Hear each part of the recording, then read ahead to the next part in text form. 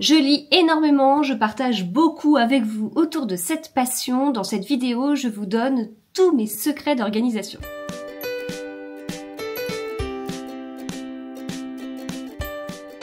Bonjour à tous, je suis très contente de vous retrouver pour cette vidéo organisation de mes lectures. J'avais déjà fait ce style de vidéo, alors 2 fois je crois sur ma chaîne, mais ça date.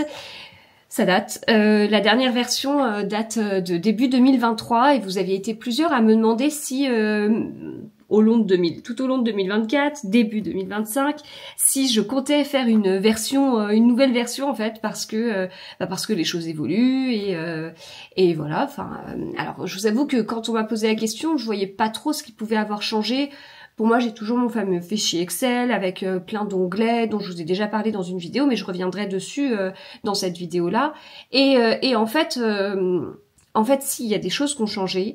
Et j'ai notamment découvert un nouvel outil il y a pas très longtemps que j'utilise totalement et qui a remplacé notamment un fichier Excel de partage. Donc dans cette vidéo, je vous dis tout ce que j'utilise, comment je m'organise, que ce soit au niveau de mes lectures, les outils que j'utilise, comment je fonctionne, et que ce soit au niveau de mes partages sur les réseaux. Je partage énormément, hein, je partage plusieurs fois, au moins une fois par jour, chaque jour, voire plusieurs fois par jour, que ce soit sur YouTube ou Instagram. TikTok, c'est un peu...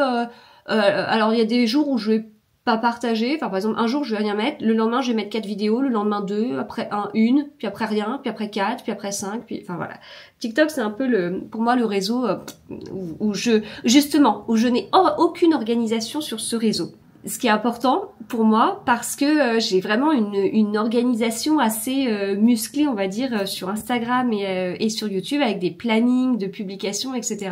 dans le nouvel outil justement, mais ça je le garde pour la deuxième partie de la vidéo. La première partie, ça va être plutôt une partie d'organisation de mes lectures avant de passer à la partie organisation de partage sur les réseaux, parce que je pense que vous êtes plus nombreux à être intéressés par la partie organisation des lectures que de personnes qui vont être intéressées par la partie organisation sur les réseaux. Voilà. Bon, alors bien sûr les deux sont liés puisque en fait quand je lis derrière, je vais donner mon avis lecture sur différents sites, et cette vidéo ne va pas remplacer une autre vidéo que j'ai faite il y a pas si longtemps que ça, je sais plus quand, mais une vidéo de parcours des livres chez moi. Attendez, je vous retrouve le titre exact de cette vidéo là. Voilà, c'est une vidéo qui s'appelle Le voyage d'un livre jusqu'à mes bibliothèques, et là je vous explique quand un livre entrant à la maison, tous les endroits où il va aller dans la maison, comment il va circuler, pourquoi, toutes les phases en fait, entre le moment où il arrive, ce que je fais quand il arrive,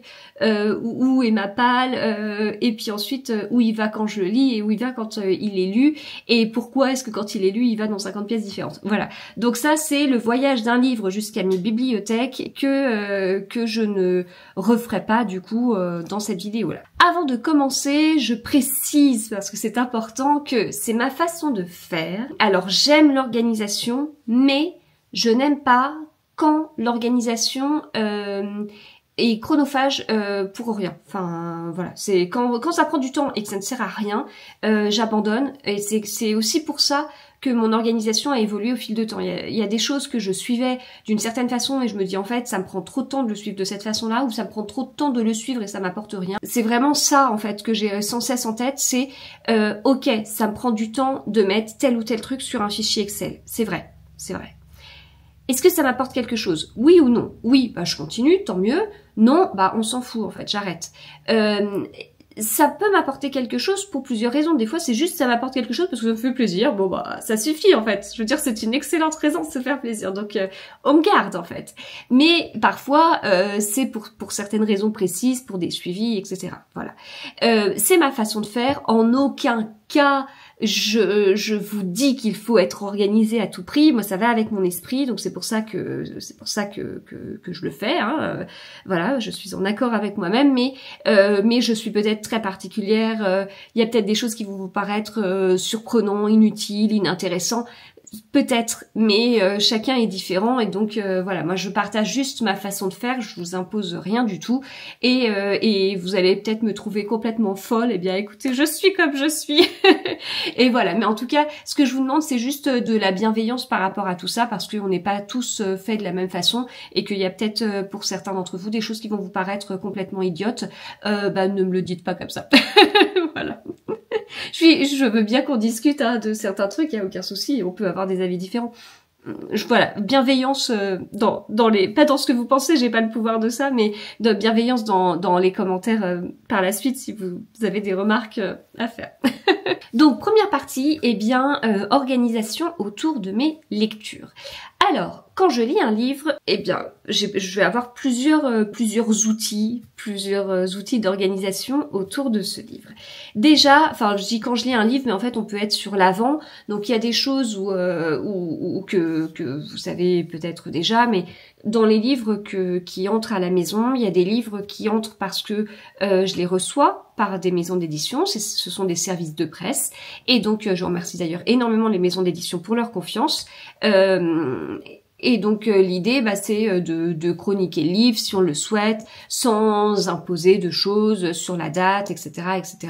Mais j'ai un suivi de ces livres que je reçois en service de presse, et ce suivi, je le mets dans mon fameux fichier Excel qui a 50 onglets. Donc là, je vais plutôt vous faire des imprimes écran de mes onglets. Et donc, en fait, ce sont des livres que je suis parce que c'est bien de les lire un jour, quoi. Voilà. D'accord, je suis pas obligée de le lire dans la seconde où je le reçois, mais je veux bien voir quand même où est-ce que j'en suis. Est-ce que j'ai pas tendance à lire trop une maison d'édition au détriment d'autres que je fais davantage traîner systématiquement. Enfin, voilà, ça me permet d'avoir un peu les choses claires. Et puis aussi, ça me permet une prise de conscience, en fait, de me dire là, depuis le début de l'année, j'ai reçu tant de livres. Qu'est-ce que j'en pense? Est-ce que je suis ok avec ça? Est-ce que ça me pose problème? Qu'est-ce que je mets en place? Bon, là je me dis de plus en plus que je reçois de plus en plus de catalogues, donc forcément si je demande autant de livres qu'avant par catalogue, ça fera plus de livres. Moi je lis 300 livres par an, en tout cas, enfin quand je vous dis ça, c'est ce que j'ai lu en 2023, en 2024. Sur 2025,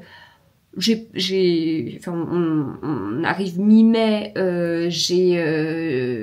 j'ai pas lu 100 livres encore, mais je lis beaucoup en juillet et en août. Voilà, donc au final, c'est sûr que j'ai pas le rythme habituel. Enfin, donc 300 livres par an, ça veut dire 25 livres par mois en moyenne, et je suis pas depuis le début de l'année à 25 livres par mois en moyenne. En fait, je le sais parce que ça fait partie de ce que je suis.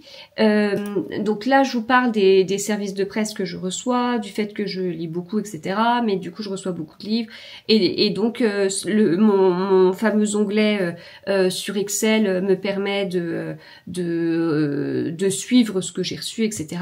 Bon, du coup, je jongle tout de suite d'Excel vers Babelio. C'est là où vous vous dites, cette vidéo, elle est pas tout à fait organisée. Ouais, écoutez, on va parler de tout. J'ai toute ma petite liste. On va peut-être pas parler de tout dans l'ordre auquel je pensais. On fera peut-être des allers-retours fichier Excel Babelio. Mais bon, je lis 300 livres par an, donc c'est ce que j'ai fait les 2 dernières années. Là, pour l'instant, je suis pas tout à fait à 100 livres, mais pas loin. Et alors, c'est plutôt sur l'appli. Donc moi, j'utilise Babelio, qui est vraiment ma seule application autour des livres. Avant, j'utilisais Livre Addict pour une fonctionnalité, enfin pour 2 fonctionnalités qui me plaisaient bien. Il y en avait une qui était l'avancée des livres en cours, en fait. On avait sur les livres qu'on lit, on avait une petite barre de progression, et moi tous les soirs j'aimais bien dire voilà, alors sur tel livre je suis à la page 134, et on me disait ok, ça fait 18%, ok, très bien. Oh, j'exagère quand même, 134, 18%, je lis pas tant de pas avec ça. Bon, bref, vous voyez l'idée. Et donc j'aimais bien ça. Et sur Livre Addict, ce que j'aimais beaucoup aussi, c'est la carte du monde, où on pouvait voir la carte qui se coloriait différente, d'une couleur plus ou moins intense, si on avait lu un auteur de la nationalité de ce pays. Ces deux fonctionnalités sont arrivées sur Babelio. En fait, Babelio est en constante évolution. C'est quelque chose que vous pouvez suivre sur Threads. Le compte Threads de Babelio est vraiment tourné, je trouve, autour de l'évolution principalement de l'application. Et donc, vous pouvez voir ce qui est en développement, ce qui arrive. Là, il faut tout de suite mettre à jour parce que ça y est, c'est arrivé. Et voilà. Donc ça, c'est très chouette quand ça évolue comme ça. Et donc, eh bien, on peut avoir en fait chaque mois combien de livres on lit. Il y a un histogramme, donc ça fait super longtemps que cet histogramme existe. On peut définir un objectif annuel, voilà. Et donc moi, l'idée c'est que pour lire 300 livres par an, il faut que je lise en moyenne 25 livres par mois. Ce que j'ai fait en janvier, en février et en mars, j'en ai lu 21 et en avril, j'en ai lu 22. Voilà. Alors l'année dernière, c'était beaucoup plus comme ça parce qu'il y a des livres où je lisais 30, il y a des mois où je lisais 30 livres et des mois où j'en lisais 16. Mais il y a beaucoup plus de mois où j'étais au-dessus de 25, donc c'était pas mal. Voilà. Bon là, je vais voir sur cette année comment ça va être puisqu'il y a quelques évolutions en vue de mon côté. Mais en tout cas, je suis ça sur Babelio et j'aime bien avoir ces statistiques. Alors comme je suis sur Babelio, on va continuer sur Babelio, puis après je vous dirai les autres onglets que j'ai sur mon fameux fichier Excel.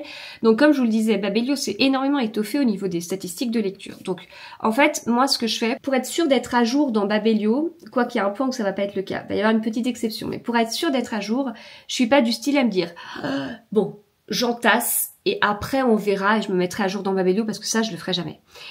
Et avec toujours une petite exception sur les avis lecture, je vous en parle après. Quand je reçois un livre, quand j'achète un livre, je me pose et quand c'est un service de presse, donc je le mets dans mon onglet service de presse. Quand c'est un livre que j'ai acheté à un salon, j'ai un onglet aussi sur mon fichier Excel pour mettre les livres achetés dans les salons et j'aime bien avoir aussi ce petit suivi en fait. J'aime bien avoir ce suivi, ça me rappelle des souvenirs et en même temps il y a aussi cette histoire de prise de conscience en se disant attends, il y a un salon où t'as acheté 15 livres il y a 2 ans et t'en as lu 2. Tu crois pas qu'il y a eu un petit souci d'achat, de trop, de pas assez ciblé? Pourquoi je les ai pas lus? Qu'est-ce qui reste? Ok, c'est que des livres hors polar. Bah alors arrête d'acheter autre chose que du polar dans des salons. Voilà. Bon, il y a un peu ces réflexions-là, sachant qu'on évolue et que parfois je me dis, au contraire, arrête d'acheter que du polar dans des salons. Et puis voilà. Donc ça évolue, etc. Mais j'aime bien avoir en fait, comment dire, c'est fait. Ces informations pour ensuite prendre une décision, sachant que cette décision elle changera selon la période et mes envies. Hein. Donc quand je reçois un livre, quand j'achète un livre dans un salon, quand j'achète un livre ailleurs, je le note nulle part en fait. Enfin, je le note pas sur Excel. Mais quand il y a un service de presse, quand il y a un livre acheté dans un salon, ou pour toute autre entrée, je les mets dans Babelio. Alors sur Excel, c'est uniquement les services de presse et les livres achetés dans les salons. Sur Babelio, je note tout livre qui entre à la maison, ce qui me permet d'avoir un nombre de livres dans ma palle Babelio qui est assez proche de la réalité. Bon, en fait, c'est vrai que ça peut arriver que je mette pas, que j'oublie de mettre un livre. Ça m'arrive. J'oublie de le scanner. Voilà, ça m'agace, mais ça m'arrive. Et dans ces cas-là, c'est au moment de le lire où je vois que on me demande d'ajouter le livre. Je dis, il est pas encore ajouté. Non. Donc j'ai un petit, je pense que là par exemple dans ma palle j'en ai plus de 450. En réalité, il faut se dire que c'est plus ou moins 10 quoi. Enfin, c'est plus 10, c'est pas moins 10. Je suis plutôt dans ce sens-là. Donc 450 livres dans ma palle, c'est pas mal. Bon, ça veut dire 1 an et demi de lecture pour moi. Surtout que j'espère lire encore plus. Ça pourrait être pas mal, mais bon, voilà, ça reste 1 an et demi de lecture pour moi. Bon, ok. Je le vois comme ça en fait. En termes d'années de lecture, on va dire, c'est toujours ce qui m'a permis de pas trop paniquer. Alors je fais des fois des tris de ma palle. Avoir ce chiffre-là, c'est aussi intéressant. C'est un chiffre que je mets dans mes bilans mensuels sur Instagram. Ça me permet pareil, prise de conscience en fait. Donc je reprends le template du mois d'avant, je vois le chiffre dans ma palle, je regarde le chiffre actuel et là je me fais ah ouais, quand même. D'accord, ok, t'as lu 20 livres, mais t'en as ajouté tant dans ta palle. Ah ouais. Là, c'est là où ça fait bizarre. Ah ouais, j'ai lu 20 livres et pourtant je suis à plus 15. Voilà, donc c'est toujours cette histoire de... en fait, c'est ce que je vous disais, l'organisation, ça va avec mon esprit, etc. Mais il faut que ça m'apporte quelque chose. Donc en tout cas sur cette partie-là, je suis ma palle en scannant. Vous savez, vous avez dans Babelio, vous avez un truc scanné qui vous permet en fait hop, sur l'appli Babelio. Voilà. Moi, je ne peux pas me scanner, mais vous avez ça qui permet de scanner et puis vous pouvez l'ajouter directement dans votre pile à lire et donc vous scannez les codes barres et ça va assez vite. Donc, quand je reçois 4 livres, 5 livres, un peu plus dans la boîte aux lettres, hop, je les retourne, je mets les codes barres, puis clac, clac, clac, clac, clac, et puis voilà. Du coup, go, c'est dans la pile à lire.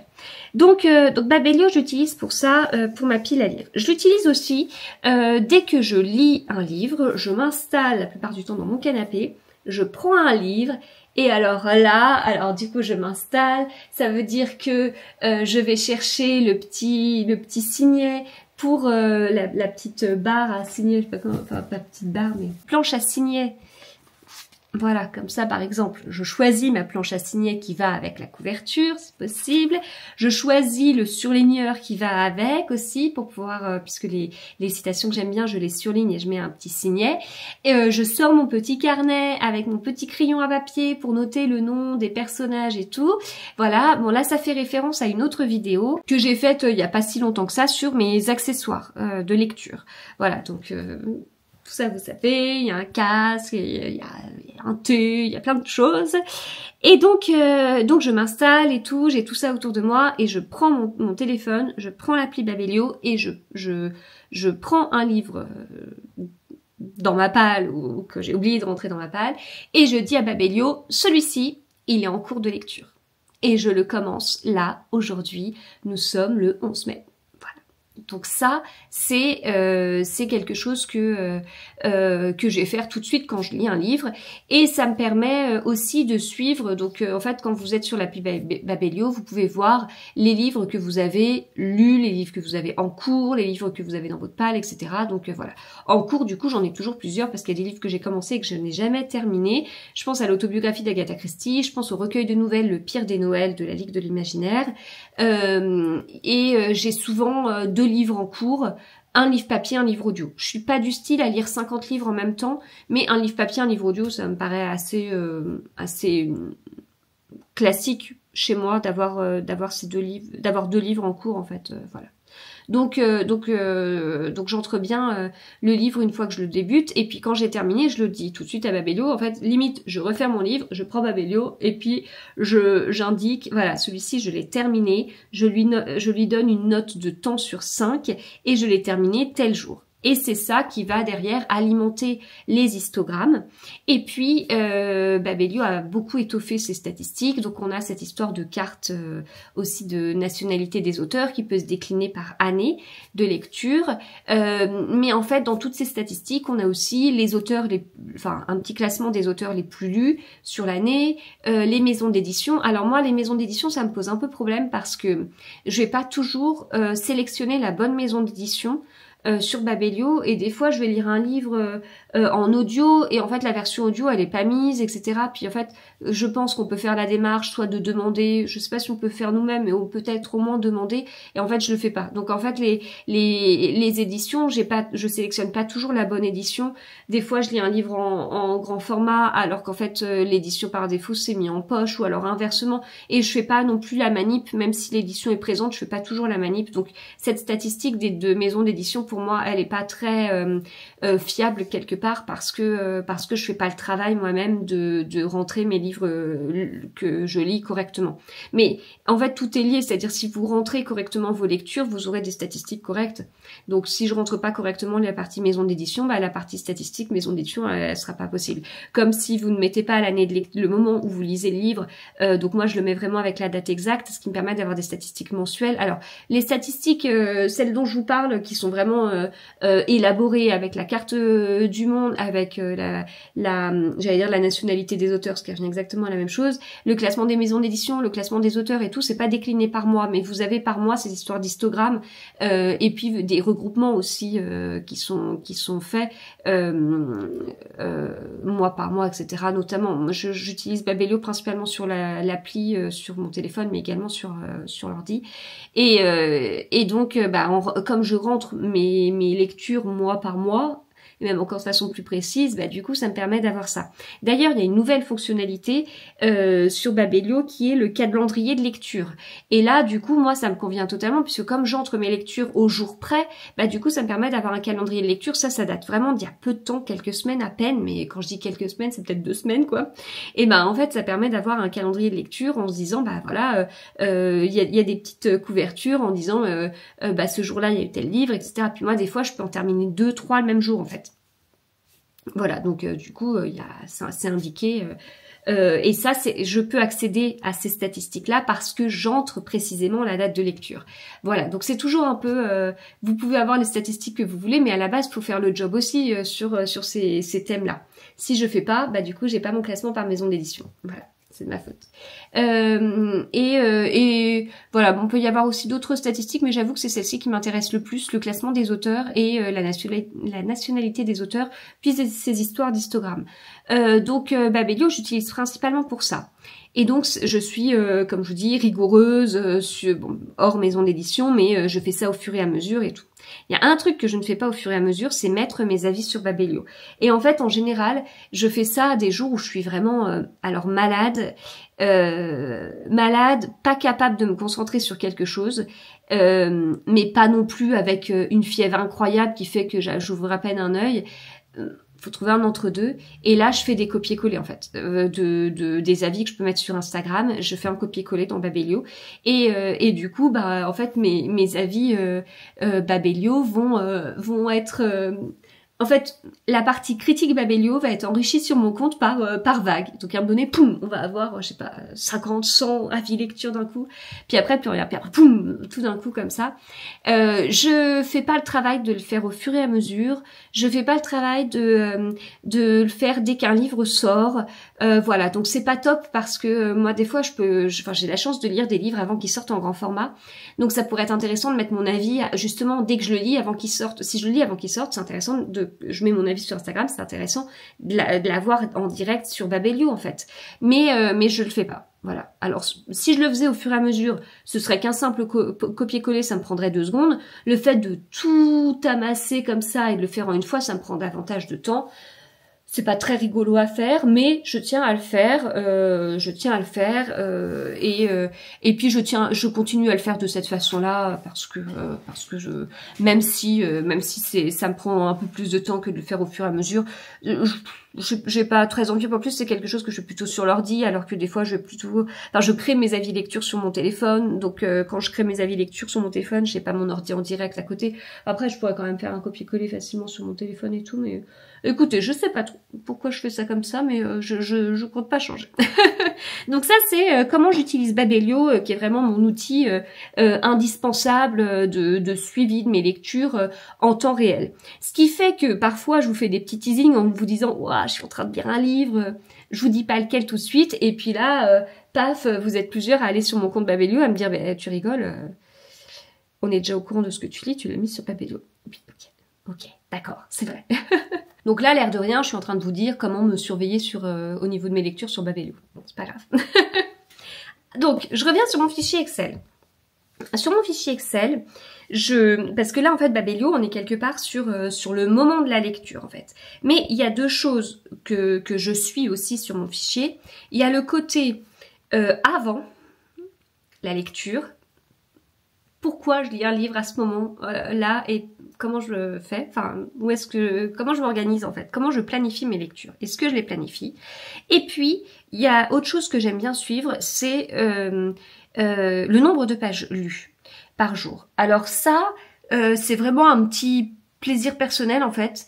Moi, enfin, vous le savez peut-être, j'adore les chiffres, je travaille dedans et je travaille dans ce domaine-là Donc moi les chiffres c'est quelque chose que j'aime bien, c'est pas quelque chose qui est là pour dire waouh trop bien quoi. Non en fait non pas du tout, j'ai pas du tout cet esprit-là.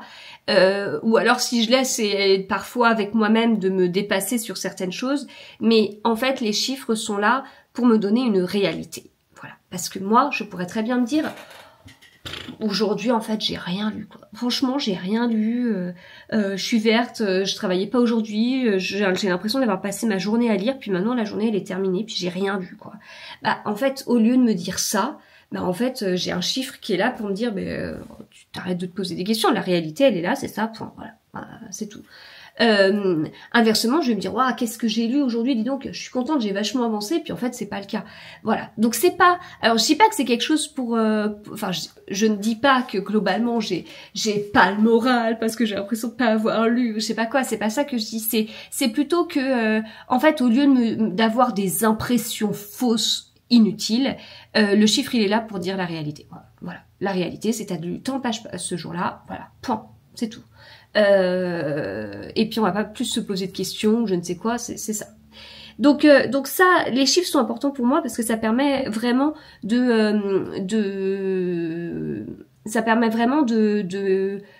d'objectiver les choses en fait, d'avoir la réalité et pas une impression. Donc enfin moi les chiffres sont toujours importants, resteront toujours importants pour moi de toute façon.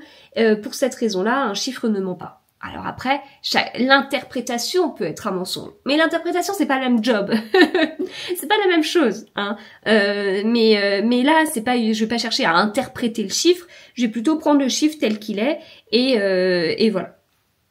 Je suis pas en train de faire un discours publicitaire derrière un chiffre pour vanter je ne sais quoi, pas du tout, pas du tout, pas du tout. C'est pas du tout ça mon objectif. Puis en plus ça va pas du tout avec mon esprit de mathématicienne. Voilà, donc on n'est pas dans le même job. Donc voilà, cette histoire de page lue, c'est vraiment quelque chose de très personnel. Il y a une période où je le partageais sur Instagram.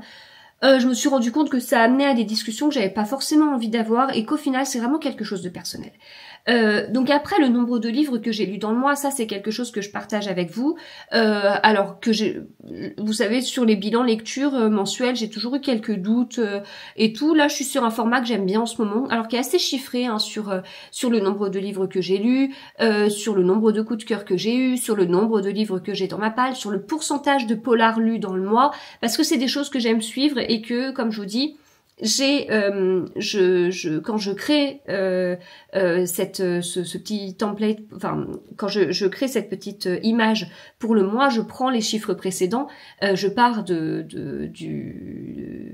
fichier Canva que j'ai créé le mois précédent, donc forcément je remplace l'ancien chiffre par le nouveau chiffre, donc ça me permet là, dans ma tête, j'y tiens plus 5, tiens moins 2, etc. Pour moi c'est intéressant, voilà, c'est des choses que j'aime suivre, comme je vous dis, le pourcentage polar, c'est des choses que j'aime suivre. Après, il y a des petits diagrammes sur la nationalité des auteurs, sur la répartition homme-femme. Le mois dernier, j'ai fait aussi la répartition livre-papier, livre-audio, parce que j'avais vachement lu de livre-audio, et ça avait pas mal boosté mon bilan lecture, en fait, d'avril, par rapport à l'année dernière, en avril, par rapport au mois d'avril, où il y a des salons, etc. Et là, je trouvais que c'était assez... Enfin, je le précise parce que... moi je lis principalement les week-ends et les salons ce sont les week-ends. Donc s'il y a beaucoup de salons, ça veut dire qu'il y a moins de temps de lecture, mais au final j'ai fait un mois à peu près classique en termes de nombre de livres lus, mais c'est aussi grâce aux livres audio. Donc ça je trouvais que c'était assez intéressant en fait. Donc voilà, tout ça je le partage chaque mois. Et puis après j'explique, enfin je parle de mes plus gros coups de cœur et puis de lectures comme ça marquantes, enfin de livres où je me dis oui là c'était pas un coup de cœur mais franchement c'était un début de série, c'était intéressant. Là j'ai passé un tellement bon moment, zone de confort plus parce que polar nordique ou parce qu'un trop bonne Agatha Christie, enfin voilà, donc je vous partage aussi d'autres choses comme ça dans le bilan mensuel, mais c'est vrai que je mets ce fameux chiffre de nombre de livres lus dans le mois qui plaît ou qui plaît pas, mais en fin de compte moi ça m'intéresse de le mettre à ce moment-là comme comme un suivi quelque part, et voilà. Mais après, sur le nombre de pages lues quotidiennes, là, c'est quelque chose que je n'ai plus envie de partager, ce qui fait que je ne partage même pas mon onglet en fait correspondant à ça, parce que j'ai pas envie qu'il y ait des gens qui soient là en train de zoomer, en train de dire quoi, le 10 avril ou je sais pas quel jour, elle a lu tant de pages ou je sais pas, enfin voilà, ça j'ai pas envie qu'on arrive là. Mais voilà, je lis chaque jour un certain nombre de pages, et puis après je vous avais déjà parlé de ça aussi. Je sais de toute façon quelle lectrice je suis entre guillemets. C'est-à-dire que je travaille en semaine, je travaille à 90% en ce moment. C'est comme ça, même si un changement de vie s'annonce pour moi dans quelques semaines. Là, pour l'instant, au moment où j'enregistre, je travaille de cette façon-là. En même temps, avec mon changement de vie, je pense que ça va pas changer grand-chose sur ça. Donc, je travaille du lundi au vendredi, je ne travaille pas le mercredi après-midi et je travaille pas les samedis et dimanches. Donc, les jours où je travaille toute la journée. Donc, lundi, mardi, jeudi, vendredi, je ne lis que le soir. Et je peux lire, je lis 200 pages par soir. Voilà. Je peux lire d'affilée, j'ai aucun souci en fait. Pour lire des heures, voilà. Juste, j'ai besoin d'une petite pause de temps en temps sur mon téléphone. Après ça rejoint des astuces pour lire plus que je vous ai déjà partagé dans des vidéos YouTube. J'utilise des fois une application qui est l'application Forest pour bloquer mon téléphone sur certaines applis. Comme ça, je pars sur, par exemple, 55 minutes de lecture. Avec il y a des sons un peu de nature, etc. sur Forest. Et donc mes applications de réseaux sociaux sont bloquées et moi je lis pendant 55 minutes, puis les 5 minutes d'après, eh ben je vais sur les réseaux, je regarde si j'ai des messages privés Instagram, si j'ai des choses à partager, etc., etc. Voilà. Donc ça, j'ai aucun souci pour lire d'affilée comme ça. Après, des fois, d'ailleurs en ce moment, j'utilise pas cette application. Je suis plutôt sur des playlists Spotify de musique douce et tout. Donc ça veut dire qu'aucune application n'est bloquée. Mais j'ai toujours mon ordi à côté et notamment j'ai la page des discussions Instagram qui est ouverte, ce qui me permet en fait quand il y a une discussion, en fait de répondre direct, comme ça c'est fait. Parce que j'aime pas ce côté de me dire ouais alors je me bloque 1 heure de lecture, je sais que je vais avoir des messages privés et voilà. Donc là au moins c'est fait au fur et à mesure et du coup je suis à jour en fait. Voilà, parce que j'aime pas en fait. Il y a pas très longtemps, j'ai pas été joignable pendant plusieurs heures et j'ouvre Instagram. Bah, alors ça arrive de pas être joignable comme ça. Je veux dire, bien sûr, quand je dis plusieurs heures, c'était à des heures où d'habitude je suis joignable. Bien sûr qu'il y a des moments dans la vie de tous les jours où on peut pas répondre je ne sais quoi. Hein, on travaille tous, etc. Mais là, c'est des moments où les gens ne travaillaient pas, où j'aurais pu être joignable. Enfin, la plupart des gens ne travaillaient pas. J'aurais pu être joignable et je l'ai pas été pendant plusieurs heures. Et donc quand j'ai ouvert Instagram, waouh, c'était mais ça m'a pris du temps en fait d'être à jour, de partager des trucs, de répondre aux commentaires et tout ça, et aux messages privés. Donc c'est quelque chose que quand je peux, je le fais au fur et à mesure. Après, en journée, c'est pas pareil parce qu'en journée, c'est principalement le moment où les gens travaillent et c'est mon cas aussi. Donc bon, c'est pas pareil quoi. Voilà, je parle moins dans ce que je vous dis. On va être sur une très très longue vidéo. Donc tout ça pour dire que quand c'est une journée où je travaille, je ne lis que le soir et je lis 200 pages. Quand c'est une journée où je travaille, je lis pas les midis. Hein. Enfin, ou alors quand je suis sur place et je vais lire 10 pages, quoi. Mais je lis pas les midis. Et dans mon suivi de pages lues, je mets pas les pages des livres audio. Parce que quand j'écoute un livre audio, je l'ai pas toujours en format papier. Alors ça a changé. Avant, je ne concevais pas le truc de lire un livre audio qui, derrière, n'allait pas être en format papier dans mes bibliothèques. Et puis, bah, j'ai lâché le truc. Voilà. Tout simplement. Donc... Je lis 200 pages les soirs des jours où je travaille. Les mercredis, donc je ne travaille pas l'après-midi et je peux lire 350 pages. Donc 150 pages dans l'après-midi, 200 pages le soir. Et les samedis, c'est pareil, je compte 350 pages parce que s'il y a un jour où je vais sortir pour faire quelque chose ou je ne sais quoi, on a des trucs à faire, bah c'est plutôt le samedi, donc c'est pas une journée... de lecture et par contre les dimanches je lis environ 500 pages, voilà. Donc ça, c'est... Après, je vous ai dit, je suis une grosse lectrice, etc. Bien sûr qu'il y a des exceptions. Bien sûr qu'il y a des jours de la semaine qui ressemblent à des dimanches, parfois, quand on est en vacances, quand il y a un jour férié. Bien sûr qu'il y a des samedis où je pars toute la journée en salon et que jamais de la vie je lis les 350 pages dans la journée. Bien sûr que j'ai des événements littéraires les soirs et donc c'est une journée où je ne lirai pas. Et donc les 200 pages sautent, voilà. Mais je sais que je suis une lectrice à peu près comme ça, et ça me permet de planifier mes lectures. Par exemple, hier, j'étais en train de me dire, waouh, là j'ai pas mal de livres en fait à lire, mais j'en caserais bien un autre qui est pas dans mes livres urgents à lire. Ok, d'accord, très bonne idée. Est-ce que c'est envisageable? Ah, j'ai pris les livres. Et j'ai regardé le nombre de pages, je me suis dit, j'arrive à tant de pages sur ces 4 livres que je dois lire, je crois que j'arrivais à 1500 pages. Ok, je dois les finir pour tel jour, d'accord. Donc, si je prends chaque jour, donc je prends un jour où je travaille, ça fait 200 pages, je prends un jour où je lis, ou un dimanche, ça va me faire 500 pages, etc. Je fais la somme, j'arrivais pas à 1500, je dis bon, bah alors ça, si juste avec les livres que je dois lire, je n'arriverai pas à les terminer à temps, je ne vais pas en caser un autre que je ne devais pas lire. Donc sur le nombre de pages, du coup, il y a 2 choses. Il y a à la fois le nombre de pages que j'ai réellement lu, parce que c'est intéressant pour moi de le suivre, mais c'est très personnel, comme je vous le dis. Et il y a cette histoire de je me connais en tant que lectrice, je sais combien de pages je lis. Si en fait, je m'étais dit, tiens, on est un soir, donc je vais lire 200 pages, et qu'en réalité, j'en lis 150 ou 130, bah, c'est pas grave, quoi. Et parfois, il y a des soirs où, en fait, j'ai lu un livre qui était écrit assez gros et tout, et bam, j'ai lu 250 pages, c'est plus que prévu, bah, c'est cool, mais ça va pas me changer ma vie ou mon état d'esprit, hein. Restons zen, hein, mais voilà, pour moi, ça, de toute façon, si c'était anxiogène ou je sais pas quoi, j'arrêterais de le faire. Donc, ça, c'est des choses dont j'ai besoin, mais j'ai conscience que ça peut ne pas du tout correspondre à tout le monde. Donc il y a cette partie-là de pages lues et de pages que je sais que je pourrais lire pour un petit peu prévoir plutôt que de me dire... alors là, pour le coup, c'est pour éviter des situations anxiogènes. Parce que je dois lire des livres, ok, pour une telle date, ok. Si j'en ajoute un autre et que je me dis ouais allez c'est bon je peux lire vachement plus que la réalité, bah ça va me mener à des états d'esprit où je vais me dire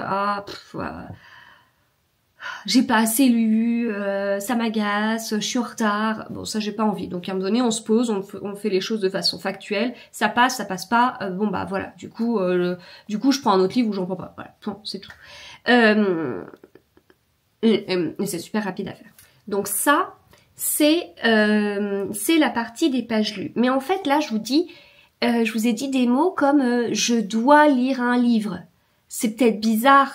Je dois lire un livre. Pourquoi des fois je dois lire un livre?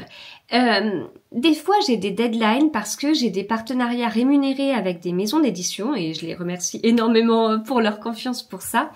Et donc, quand on a un partenariat rémunéré, derrière on va définir une date de publication du contenu fait autour de ce livre, et donc il faut que je lise ce livre pour pouvoir publier le contenu à telle date. Donc ça fait un peu rétro-planning, mais j'ai pas d'application de rétro-planning pour ça, c'est bon, je le gère facilement, mais il y a un moment donné où, alors j'ai pas d'application, mais je peux noter des choses quand même quelque part pour pas oublier, mais j'ai la deadline qui va être le jour de publication, il faut bien que avant le contenu il soit fait.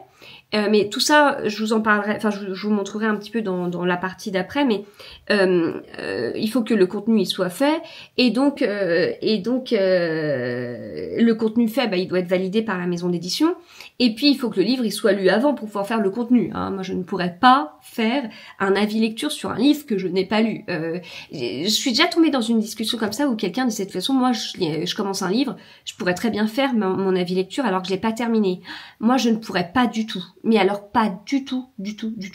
Parce que même si, bien évidemment, je ne vous dévoilerai jamais la fin d'un livre, surtout que je lis quand même principalement des polars, donc surtout pas, mais alors justement, en lisant principalement des polars, mon avis sur un livre dépend quand même du dénouement. Si tout est parfait, le livre il est trop bien, je suis vachement dedans, et que le dénouement il est pas top, bah je suis désolée, mon enthousiasme il redescendra en fait. Par contre, si j'ai lu un livre avec un dénouement de fou et que je me suis fait totalement avoir, eh ben là je suis super contente, il est trop bien ce livre quoi. Donc jamais je pourrais chroniquer un livre que j'ai pas lu. Alors je peux parler d'un salon où je suis allée avec un auteur que j'ai rencontré que j'ai jamais lu et vous dire l'auteur il est trop sympa, mais je vous dirais pas l'auteur est trop sympa et ses livres sont trop bien si je les ai pas lus en fait. Enfin, c'est pas possible. Donc il y a un moment donné où il y a certains livres que je dois lire. Et puis il y a aussi dans les je dois lire, je vais aussi mettre tiens, je vais à un salon. J'aimerais préparer le salon et ça je vous ai aussi fait une vidéo il y a quelques temps sur une vidéo YouTube sur mon organisation pour les salons.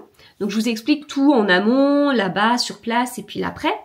Et non mais je fais vraiment des vidéos bizarres sur ma chaîne. Et j'avais adoré faire cette vidéo. Hein. Enfin et donc des fois justement je dois lire un livre parce que le salon arrive où il y a d'autres choses. Enfin il y a une lecture commune où il y a un événement littéraire, une soirée privée ou non avec un auteur, je veux lire son livre avant. Enfin, donc ça fait partie des livres que je dois lire. Ok, alors on gère ça comment? Je gère ça avec un calendrier qui est sur Excel dans l'un des onglets. D'ailleurs, c'est le tout premier onglet de mon fameux fichier Excel où il y a les services de presse, les pages lues et tout. J'ai un onglet où je mets des livres comme ça à des dates. Je sais que parfois je peux un peu tricher sur les dates, hein, donc je peux modifier un petit peu tout ça, et c'est pas grave. Une fois que le livre est lu, je le passe en vert clair en fait. Il y a des fois je vais mettre 5 jours pour lire un livre, il y a des jours où je vais en lire 2. Voilà. Ça surprend toujours les gens en fait, il y a comme un blocage sur on ne peut pas lire plus d'un livre par jour. Et je ne comprends pas ce blocage parce qu'encore une fois, en prenant des choses très factuelles qui sont le nombre de pages. Alors j'aimerais prendre le nombre de caractères, mais je n'ai pas cette information dans les livres. Mais si je prends le nombre de pages de façon très factuelle, il est tout à fait possible de lire 2 livres de 150 pages un dimanche où je vais lire 500 pages. Et en plus, si je me débrouille bien et que je trouve même un autre livre de 200 pages, en fait, je peux en lire 3. Bon, ça arrive pas souvent des livres de 150 pages, je vous l'accorde, mais voilà. 500 pages, ça peut se découper en beaucoup de choses. Un livre de 500 pages, la moitié d'un livre de 1000 pages, 2 livres de 250 pages, voilà, ce sont des chiffres, donc derrière, de façon numérique, c'est possible de façon chiffrée, on va dire, parce que numérique, ça pourrait faire penser à autre chose, de façon chiffrée, c'est tout à fait possible de lire plus d'un livre par jour quand on lit, comme moi, un certain nombre de pages, voilà. Et j'arrive même, alors de temps en temps, à lire, comme je vous disais, un livre sur un soir, si la mise en page, elle est très aérée, si c'est un vrai page-turner. Faut pas oublier que je lis des polars, donc il y a un côté page-turner. Donc ce côté page-turner fait que, il y a un moment donné, en fait, je sais aussi combien de pages je lis par heure. J'ai un rythme au début, puis à la fin, alors, on me pose régulièrement la question, est-ce que je lis en diagonale une méthode de lecture rapide? Jamais de la vie, en fait, pas possible. Enfin, vous imaginez, moi qui adore les polars, je lis en diagonale. Ouais, ok, alors je passe à côté de 3 indices dans la page. Le dénouement, je comprends pas, parce que je sais pas qui est la personne, parce que j'ai pas compris à quoi ça fait référence, parce que j'ai pas lu les pages. Non, mais ça, pour moi, c'est pas possible. Mais par contre, c'est vrai que plus je lis, et plus je lis vite. Ça, c'est sûr. Je pourrais pas le mesurer à la page près. Enfin, je pourrais, mais j'ai pas les infos. Mais en tout cas, je lis plus vite, ça, c'est sûr. Sans louper des mots, mais c'est une habitude en fait. Donc voilà, j'ai mon petit planning de lecture qui est pas c'est pas archi plein, c'est pas figé, tout est remplaçable et tout ça. Il y a une période où je me faisais des mini pales, où je me disais tiens, faut que je lise des livres dans ces 4 livres là, je lis quoi, dans quel ordre. Des fois, eh bien je demandais à mes enfants de m'aider à choisir. Bon, ça, les mini-pales, je le fais de moins en moins, mais ça pourrait revenir. Donc, il y a un côté... Enfin, en même temps, c'est un peu des mini-pales fictifs, ce que je fais. Parce que quand je me dis... là, par exemple, ça m'est arrivé d'avoir 4-5 livres à lire. bon bah il n'y a pas forcément d'ordre, alors je prends celui que j'ai envie de prendre en fait. Enfin, et puis j'aime bien varier les genres, c'est-à-dire que si je lis un livre où on me dit ouais ça c'est un roman policier qui fait vraiment Agatha Christie, et puis que j'en ai plusieurs dans ma palle comme ça, dans ma mini palle comme ça, bah j'évite de les enchaîner. Et je vais tenter plutôt de caser autre chose entre les deux. Donc voilà, donc c'est pas figé, j'ai pas envie, je l'ai déjà fait quelque chose d'assez figé, j'ai pas envie. Mon planning de lecture, il est pas ouvert sur 50 mois. Là, on est au mois de mai, bah il y a que le mois de mai dans mon planning de lecture, il n'y a pas le mois de juin. Bien sûr que j'aurai des trucs à lire de la même façon, bien sûr qu'il y aura des contraintes entre guillemets de partenariats rémunérés, de salons, d'événements ou autres, mais donc c'est vraiment des contraintes entre guillemets parce qu'il faut savoir que, enfin des contraintes, enfin c'est des contraintes autour de choses que j'aime sur une passion et de livres que j'ai envie de lire. Donc ça va, je le vis pas trop mal, mais je le sais pas encore en fait, ce qu'il y aura en juin et comment, donc je sais pas, voilà. Et c'est cool en fait, c'est cool parce que le moment venu, je saurais organiser les choses, mais il y a pas besoin d'anticiper parce que si j'anticipe, ce qui n'est pas anticipable, le risque va être de perdre du temps à organiser d'une certaine façon, puis le moment venu de réorganiser, ou alors d'organiser toutes les semaines différemment en fonction des infos qu'on a. Franchement, on a d'autres choses à faire que de faire ça. Donc je ne m'organise pas si c'est trop tôt, parce que ça sert à rien. Voilà, donc un planning de lecture qui est globalement plutôt cool et soft, mais c'est un côté de j'oublie pas et ça j'oublie pas. Par exemple là, les lectures communes de Patreon sont faites sur mai et c'est le dernier mois de mon compte Patreon. Et bien du coup, je sais que d'ici la fin du mois, il va falloir que je lise le livre de la deuxième quinzaine de mai. Bah ça c'est quelque chose que je pourrais totalement oublier en fait. Mais non, je le mets là, je mets vers fin mai et puis voilà, hop, du coup c'est ça veut dire charge mentale en moi. Ça veut dire j'enlève l'info de ma tête et je la pose quelque part donc je n'y pense plus. Donc voilà, plutôt ça va quoi.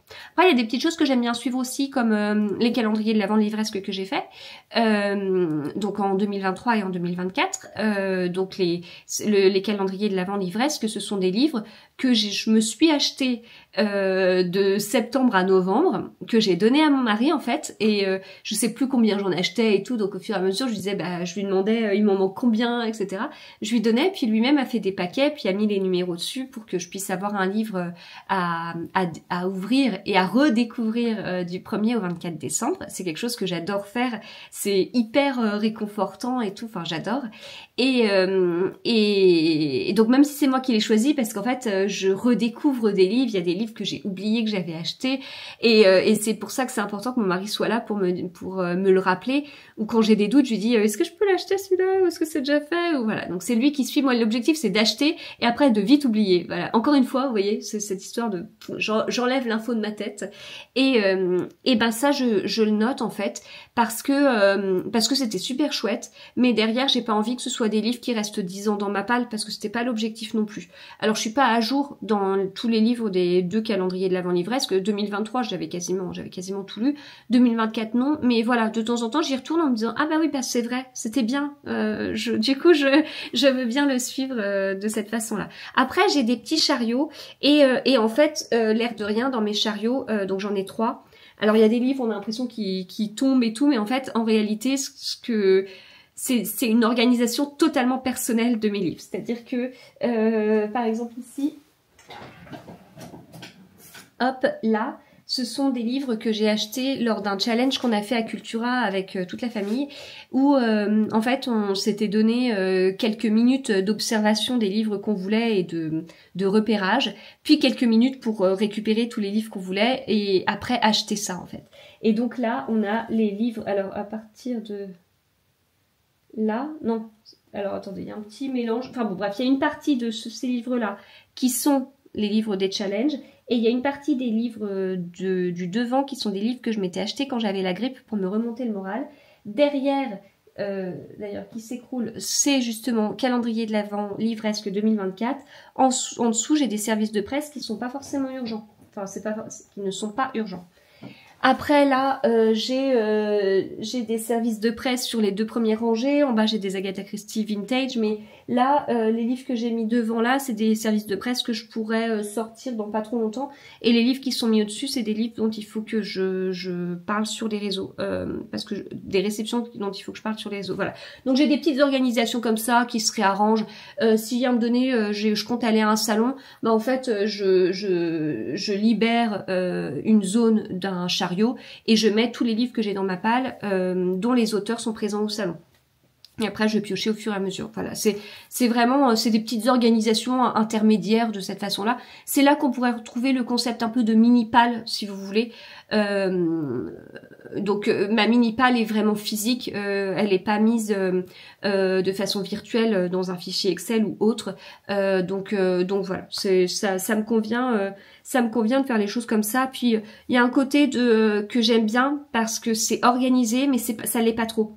Donc pour des gens qui sont pas du tout organisés, je vais donner l'impression d'être vraiment très. Et pour les gens qui sont très très organisés, je vais donner l'impression d'être ouf. Moi j'ai l'impression d'être un peu voilà, c'est toujours ce que je vous dis, c'est il y a de l'organisation s'il y a besoin. C'est pas j'aime pas l'organisation pour l'organisation.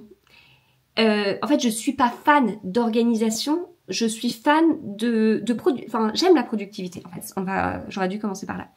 J'aime être productive, et des fois, pour être productive, c'est pas des fois, c'est tout le temps. Pour être productif, faut passer par la case organisation. Mais attention, des fois, la case organisation peut empêcher d'être productive. Quand est-ce qu'on passe par cette phase d'organisation? Est-ce qu'il y a vraiment besoin de faire un fichier Excel de mini-pales, de trucs de machin et de trucs rigides? Ou est-ce que ce que je fais, quand je prends un livre, paf, je réarrange et ça suffit et ça prend moins de temps? Bah là, en l'occurrence, ça suffit. Ça se trouve, dans 6 mois, mon quotidien va faire que je vais obliger de me réorganiser, et dans ces cas-là, peut-être qu'un fichier Excel arrivera ou un autre fichier ou autre chose, et dans ces cas-là, ok. Mais voilà, c'est la façon dont je raisonne. Donc ça, eh bien, c'était toute mon organisation autour de mes lectures en tant que passionnée de lecture, mais pas trop en tant que créatrice de contenu, sauf la partie l'onglet service de presse où je vous ai un peu parlé des partenariats rémunérés. Mais les partenariats rémunérés, ça allait avec les livres que je devais lire, et vous voyez qu'il y a d'autres livres que je dois lire qui sont pour des choses qu'un passionné peut avoir, comme aller à un salon. Donc là, on était plutôt sur la première partie de passionné de lecture, on va dire. Et après, on va être sur la deuxième partie de tellement passionné de lecture que je partage partout, et on ouvre la porte des réseaux. Alors, comment est-ce que je m'organise sur mes réseaux? Comment est-ce que je m'organise pour publier? Comment est-ce que je m'organise pour tout ça, sachant que je suis une folle de la publication? Bah alors déjà, la philosophie de mes partages, enfin la philosophie de mes réseaux, en fait, je lis beaucoup et je souhaite partager mes lectures avec vous. Donc, à partir du moment où je lis 300 livres par an, ça veut dire qu'il y a 300 avis lecture. J'ai pas envie de vous cacher des livres, je parle pas que des livres que j'ai aimés, voilà. Bon, après, vous savez que, si vous me suivez depuis un petit moment, vous savez que si je n'aime pas un livre, au bout de 50 pages, je l'abandonne. Donc, si je suis allée au-delà des 50 pages, c'est qu'il y a de grandes chances pour que j'ai à peu près aimé le livre. Mais des fois, on est sur du à peu près, et puis des fois, on est sur des immenses coups de cœur. Donc, il peut y avoir des nuances quand même. Mais en tout cas, je partage tous mes avis de lecture avec vous. Et les livres que j'abandonne, d'ailleurs, vous pouvez les trouver sur Babelio. Et je sais que vous êtes plusieurs à fouiller un peu dedans pour voir, parce que, en fait, à chaque fois que je débute un livre, je dis à Babelio, tiens, je le débute, et puis 50 pages après, je fais, ah non, on va mettre abandonné. D'ailleurs, ça fait longtemps que j'ai pas abandonné un livre. Écoutez, je touche du bois pour que ça continue comme ça. Donc, ça veut dire que je partage 300 avis lecture, ok? C'est pas mal. Donc, ça veut dire que j'ai quasiment un avis lecture à partager avec vous chaque jour, quasiment. À 65 jours près ou 66. Donc, il y a un post d'avis lecture sur mon compte Instagram, que j'ai revu il y a pas longtemps d'ailleurs, pour essayer d'étoffer cet avis lecture. Donc je suis un petit peu folle parce que je lis déjà comme une folle, et en plus je me dis ouais, puis je vais mettre plus de temps que ce que je mettais avant pour étoffer mon avis lecture. Ouais, mais ça me tenait vraiment à cœur de faire ça. Donc j'ai un post Instagram, et puis j'ai une vidéo avis lecture sur cette chaîne YouTube. Cette vidéo peut, donc elle est en grand format, en vidéo longue, en format, enfin quand je dis en grand format, c'est à la fois dans la longueur et dans la largeur, on va dire, enfin dans la longueur de la vidéo, dans la durée et dans la largeur parce qu'on est sur un format horizontal. Donc là, du coup, je vous partage un avis lecture, la plupart du temps comme ça. Sinon, il y a quelques livres dont vous avez des réels étoffés, mais que je mets en short sur YouTube. Donc sur YouTube, vous trouvez tout, que ce soit des shorts ou des vidéos en format horizontal. Et là, vous retrouverez vraiment tous mes avis. Et parfois, ce n'est pas un avis lecture en format horizontal, ce n'est pas un avis lecture en format vertical, on est sur un vlog dédié à un livre et là vous avez tout mon avis sur ce livre-là. Voilà. Mais du coup, vous retrouvez tous mes avis lecture sur YouTube. Donc ça fait déjà 300 contenus par an dédiés à mes avis lecture. En plus, bah, je vous partage d'autres choses, enfin, sur les réseaux, les événements littéraires, ou encore d'autres choses que des avis lecture et ça. Du coup, faut que je m'organise. Donc, quand les gens partagent sur les réseaux, il y a des fois des plannings de publication sur attends, j'ai pas trop d'idées, attends, je m'organise pour trouver des idées et je suis tombée sur des choses comme ça ces derniers temps de attends, je te donne 30 idées pour remplir ton mois de contenu. Moi, c'est pas pareil. Moi, le souci que j'ai, et ça fait 9 ans que je suis sur Instagram, ça fait 8 ans et demi que je suis sur YouTube, et je reste dans le même état d'esprit. Mon problème, c'est que j'ai trop de contenu à partager. On pourrait se dire, mais c'est pas un problème, c'est génial, en fait. C'est trop bien. Ouais, mais non. Alors, c'est bien, mais du coup, faut s'organiser. C'est bien parce que si j'ai beaucoup de contenu à partager avec vous, ça veut dire que je partage beaucoup. Ça veut dire que je partage sur cette chaîne 1 fois par jour, sur Instagram 1 à 2 fois par jour.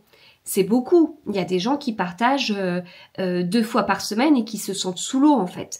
Donc moi, en partageant autant, tout en travaillant à côté, il faut bien que je m'organise un petit peu. Ça veut dire qu'il faut que j'anticipe. Je ne fais pas le contenu du jour le jour même, hein, on serait embêté sinon. En plus, je mets mes vidéos YouTube, je les mets à 6h30. Vous imaginez là, si cette vidéo, j'avais enregistrée à partir de 4h du matin? Non. Déjà, vous en verriez pas du soleil, ou alors vous êtes en train de vous dire, mais la vache, elle a une lumière artificielle qui est trop bien, qui fait imitation lumière naturelle. Non, pas du tout. J'anticipe en fait. J'anticipe. En plus, vous êtes certains à avoir souscrit à ma chaîne. Donc, il y a plusieurs souscriptions possibles à ma chaîne, notamment un abonnement qui permet d'avoir les vidéos en avant-première. Du coup, vous êtes vraiment au courant de mon organisation parce que dès que la vidéo, elle est prête, ou enfin, pas mais quasiment, quoi. Donc, prête, ça veut dire montée, mise sur YouTube, miniature faite, etc. Et des fois, je fais tout en petits bouts. Bah, vous avez accès à la vidéo. Donc, il y a des fois, vous voyez que la vidéo, elle est quand même prête bien avant le jour où la vidéo est sortie. Mais ça demande une organisation, une anticipation quelque part. Ça veut pas dire que, parce que ça aussi je l'ai vu, des gens qui disent bah moi c'est bon, le mois de publication est prêt. Oh non, non. Puis là je serais même en mode alerte, je ne veux pas préparer un mois de contenu. Je ne veux pas préparer à l'avance 50 posts Instagram. Je ne veux pas préparer à l'avance 30 vidéos YouTube. De toute façon, à l'heure qu'il est là, enfin au moment où je vous parle, je ne pourrais pas parce que je n'ai pas autant de livres d'avance non plus. Alors c'est sûr qu'il y a toujours un petit décalage entre le moment où je lis un livre, où j'ai terminé un livre et le moment où je partage mes avis lecture sur Instagram et YouTube. C'est d'abord sur Instagram et ensuite sur YouTube. Mais même s'il y a un petit décalage, j'ai quand même pas 30 livres de retard, quoi. Faut pas exagérer, parce que je le vivrais super mal en plus d'avoir 30 livres de retard. Donc derrière, c'est vraiment une organisation, mais dans la mesure du possible. Et je suis pas 100% à jour. Ça veut dire que je pourrais toujours faire du contenu en plus, en fait. Je ne serai jamais à jour dans le contenu. Jamais. Et si un jour je suis à jour, 2 jours après je ne suis plus parce que en 2 jours j'aurais lu un livre, ou alors il y aura eu, j'aurais été en vacances, j'aurais lu à fond pendant 2 jours et il y aura plus d'un livre lu et donc voilà, du coup l'avance elle est KO déjà à ce moment-là. Donc en fait c'est juste trouver le bon équilibre entre avoir de l'avance et ne pas être, enfin être assez en avance et ne pas être trop en retard. Voilà. Et cet équilibre, des fois, il est compliqué, notamment quand je suis malade. Par exemple, au mois de janvier, j'ai attrapé 2 fois la grippe. J'ai attrapé 2 grippes de 2 souches différentes. J'ai attrapé la grippe et j'ai du coup attrapé beaucoup de retard. Enfin, j'ai eu beaucoup de retard dans mes vidéos YouTube puisque j'étais pas capable de filmer. Bah, dans ces cas-là, j'ai ma pile de livres qui augmente. Et moi, je ne peux pas enregistrer de vidéo. Bah, en fait, ça me stresse. Il y a une période où, en fait, je mets mes livres à chroniquer sur YouTube, là-bas, en face de vous. J'ai des Billy qui sont basses, qui s'arrêtent là. Et en fait, dessus, j'ai les piles de livres les livres que je dois chroniquer pour YouTube. Et bien, à une période, j'en avais 30. Donc, j'avais fait des piles de 10. Et je voyais ça et je me disais, c'est pas possible. Je vais jamais réussir à rattraper mon retard. Bon, bah voilà, là, ça, c'est pas une situation confort pour moi. Mais là, par exemple, au moment où je vous parle, j'en ai 3. Sachant que j'en ai d'autres dont je dois faire la chronique Instagram. Et ensuite, une fois que la chronique Instagram sera faite, eh bien, ces livres seront ici en face de moi pour la chronique YouTube. Donc là, j'en ai 3 à faire, mais en réalité, je pense que j'en aurai 8 en tout, qui sont terminés à chroniquer sur YouTube. Bon, ça va, c'est gérable, je vis pas trop mal, je suis pas en train de me dire vite, faut que je fasse les 3 et tout. Non, c'est bon, quoi. Enfin, voilà. Donc en fait, c'est vraiment mon organisation, elle est vraiment liée à ça, de gérer en fait pour ne pas avoir l'impression d'être trop en retard et puis de pas être non plus totalement à jour et tout, parce qu'il n'y a pas besoin de se mettre une pression de fou. Le tout, c'est que mes réseaux vivent et qu'il y ait une vidéo par jour sur YouTube et au moins un post par jour sur Instagram. La vidéo par jour sur YouTube, à chaque fois que je suis tombée malade, ma chaîne YouTube, du coup, elle a dû dormir un petit peu plus longtemps que ce que j'aime. Moi, j'aime ce rythme de une vidéo par jour. J'ai pas été capable de le faire il y a pas très longtemps. Je retrouvais pas ce rythme d'une vidéo par jour. Du coup, j'aimais pas trop ça. Donc, du coup, j'ai essayé de rattraper pour réussir à retrouver ce rythme-là qui est mon rythme de confort, en fait. Mais voilà, le souci que j'ai, c'est que j'ai trop à partager avec vous. Donc, les vidéos thématiques, comme je fais ici, bah, il y en avait pas trop parce qu'en fait, entre les avis lecture et les vlogs, quelque part, c'est déjà pas mal. Mais j'aimerais bien quand même mettre des petites vidéos thématiques qui sortent un petit peu de l'ordinaire parce que c'est toujours un plaisir à faire, en fait. Mais voilà, enfin, moi, je suis quelqu'un qui a trop à partager. Donc, il y a un moment donné où sur mon compte Instagram, il y aura pas de vidéos de buzz sans apport de quelque chose pour vous. Enfin, parce que déjà, c'est pas mon style, mais en plus, je le casse quand, en fait. Puis, il y a un moment donné, entre un avis lecture qui va vous donner mon avis sur un livre ou une vidéo buzz de 3 secondes, je danse ou je ne sais quoi, bah, en fait, le choix, il est vite fait. Et j'ai pas besoin d'avoir ce style de vidéo puisque j'ai autre chose qui me paraît plus sensé avec ma façon de faire, ma façon d'être et la philosophie de mon compte Instagram. C'est très bizarre comme façon de dire, mais ces avis de lecture vont beaucoup plus avec mon compte Instagram. Donc je suis pas non plus à faire des pales chaque mois ou des choses comme ça, ou enfin j'ai pas besoin de faire ça sur Instagram.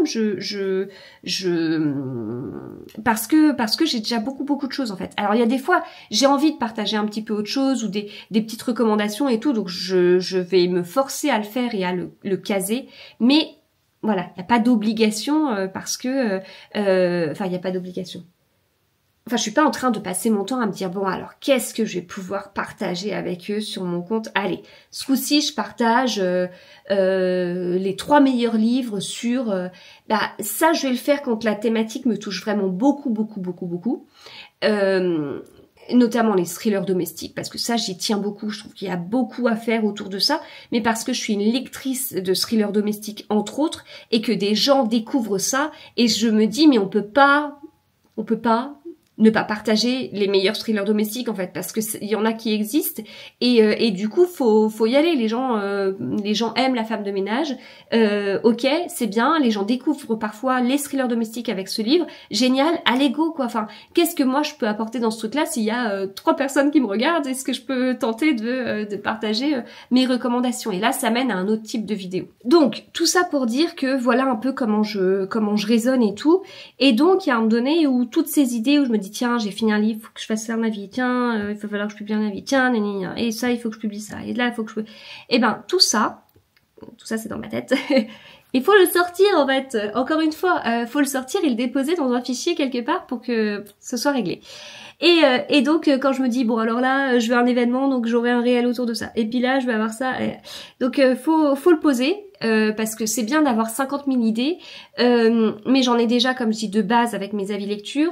J'ai parfois des envies donc faut réussir, donc comme je vous dis autour des scolaires domestiques faut réussir à caser ça au milieu des avis, au milieu des réels et je pense que j'aurai assez d'idées pour poster 3 fois par jour sur Instagram. J'irai pas là, hein, on va pas faire ça parce que 3 fois par jour sur Instagram, ça va me demander de créer tellement de contenu et j'aurai pas le temps de créer non plus autant. Donc voilà, moi j'ai pas un souci d'idées, mais il y a un moment donné où il faut que je m'organise pour prendre du coup les idées les plus pertinentes quelque part, sachant que du coup si admettons que je poste on va se dire ça fait quoi, peut-être que je poste j'en sais rien, 500, 600 fois par an. Ça peut faire ça ou pas? C'est bizarre ce que je vous dis. Je regarde parce que je regarde mon compte Instagram. Mon 5000e post, c'était le jour de mes 39 ans, le 23 juillet. D'accord? Donc là, je suis à plus de 5500. Donc ça veut dire que depuis le 23 juillet, j'ai posté plus de 500 trucs.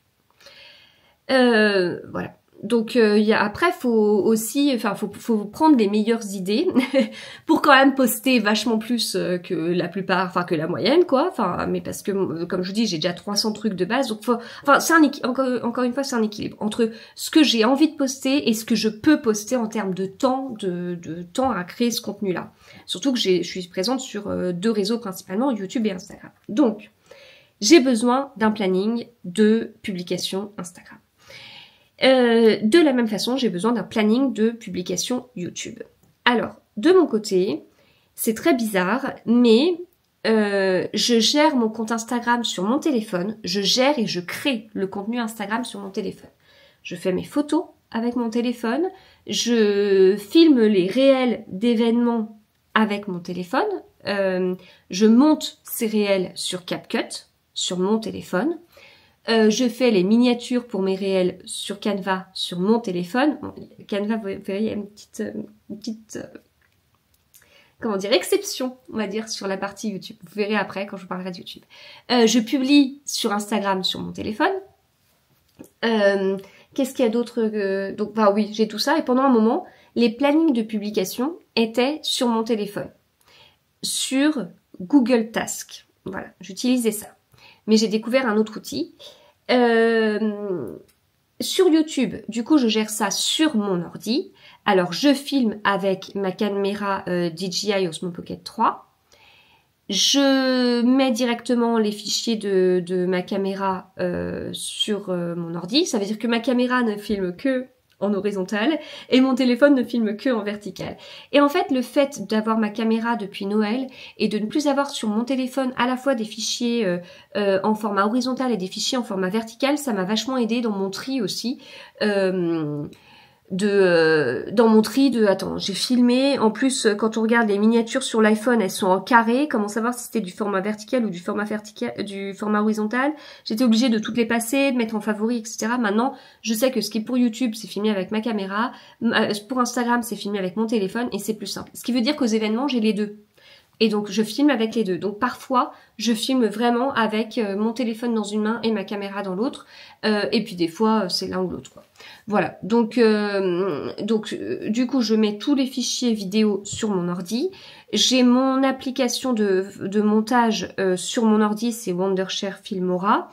J'ai alors les miniatures exception, je les fais sur Canva sur mon téléphone pour les miniatures YouTube. C'est vrai que je pourrais utiliser Canva sur mon ordi, mais je ne le fais pas. Mais faudrait que je creuse pour faire davantage Canva sur mon ordi. J'aimerais voir quand même. J'aimerais utiliser Canva sur mon ordi. En plus de l'utiliser sur le téléphone. Et j'avais mon planning de publication des vidéos YouTube sur mon ordi. C'était un fichier Excel. Là, je parle au passé. Tout le reste, je parle au présent. Le planning, je parle au passé. Tout comme j'ai dit Google Task pour le planning de publication Instagram, je parlais au passé. Voilà, un peu schizophrène, c'est un réseau, un device, quoi. Si je planifiais tout sur TikTok, imaginez, il me faudrait autre chose, quoi. Je sais pas, une tablette, un autre truc. Apparemment, je ne sais pas faire autrement.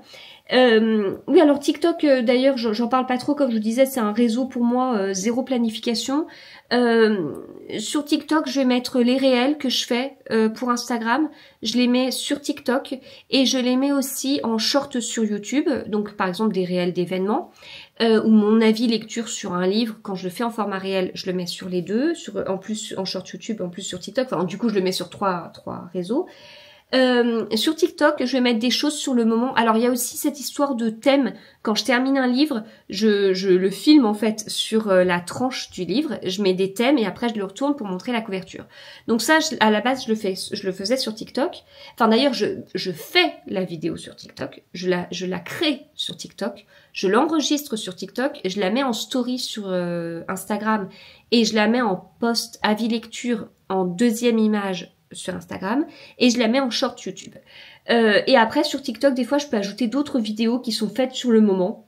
Voilà, c'est-à-dire que tiens, je suis en train de penser, ou tiens, il y a une playlist qui est trop bien en rapport à, enfin une playlist d'un livre qui est trop bien et voilà, ça va être parfois des vidéos un peu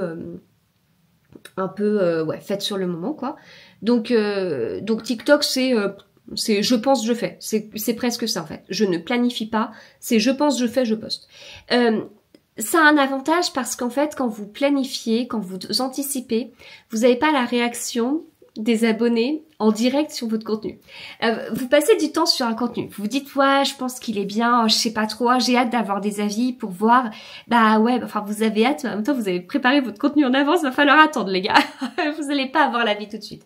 Là, et c'est quelque chose qui est quand même assez agréable, je trouve, d'avoir cet avis tout de suite. Là, sur TikTok, vous pensez à un truc, vous faites, enfin, c'est comme ça que je le fais, en tout cas. Je pense à un truc, je fais le truc et tout, je poste, puis j'ai l'avis rapidement. Bon, après, on sait que l'algo TikTok a ce côté de vague, en fait, quelque part. Enfin, il peut montrer un contenu, ne plus le montrer, puis le remontrer longtemps après, puis un contenu peut vivre un an après sur TikTok. Bon, c'est particulier, je suis d'accord. Mais l'inconvénient de préparer du contenu à l'avance, c'est que vous n'avez pas la réaction en direct. Voilà, vous préparez et vous vous dites, bon, quand le moment où la publication paraît, vous avez plus le même enthousiasme qu'au moment de la fin de la préparation, quoi. Enfin, une fois que c'est préparé, vous dites, waouh, j'ai hâte, ah, j'ai tellement aimé ce livre, j'ai trop hâte, ah ouais, mais il va falloir attendre un petit peu. C'est le seul inconvénient. C'est pas que c'est moins spontané parce que je me dis pas que tiens, en planifiant, du coup, je vais vachement plus calculer mon avis ou je sais pas quoi. C'est juste que, enfin, j'aime bien poster des avis le matin, j'aime bien, l'avis le matin, il a été fait avant, quoi. Enfin, parce que des fois, l'avis il est posté et moi je viens de me réveiller. Enfin, donc j'ai pas eu le temps de préparer ça. Puis mes avis lecture, ils prennent vraiment beaucoup plus de temps à faire que ce que je faisais avant. C'est pas juste une photo. Enfin, la photo, elle a été anticipée aussi. J'ai pas fait quand je poste à 6h30, j'ai pas fait ma photo à 4h du matin et fait toutes mes différentes slides de 4h à 6h. Enfin, c'est bon, c'est pas comme ça. donc voilà. Du coup, il y a tout ça. En tout cas, au niveau, parce que je vais vous parler de mon nouvel outil de planification, j'ai pas du tout oublié de vous en parler, mais ce que je voulais vous dire, c'est comment je m'organisais sur Instagram, YouTube, TikTok. Je voulais vous parler des différents outils que j'utilise. Donc Canva, CapCut, Wondershare, Filmora, Excel sur certains points.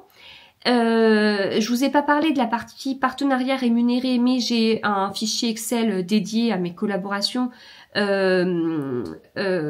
Voilà, où je note le devis, quand est-ce que je dois faire la prestation, quand est-ce que j'envoie la facture. Donc ça m'aide un peu et ça c'est quelque chose que je fais évoluer au fur et à mesure parce que ça.